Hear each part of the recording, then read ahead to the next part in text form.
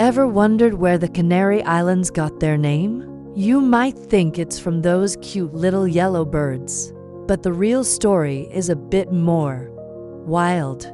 The name actually comes from the Latin word Canaria Insulae, which means islands of the dogs. When the first Romans arrived, they were amazed by the large, wild dogs roaming the islands. Some legends even say these were the sacred dogs of an ancient North African tribe.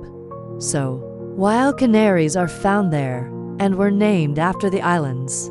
The islands themselves were named for their four-legged inhabitants, a place of stunning volcanoes, beautiful beaches, and a surprising history tied to man's best friend. Pretty cool, right?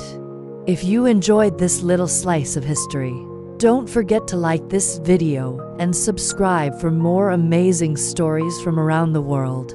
Thanks for watching.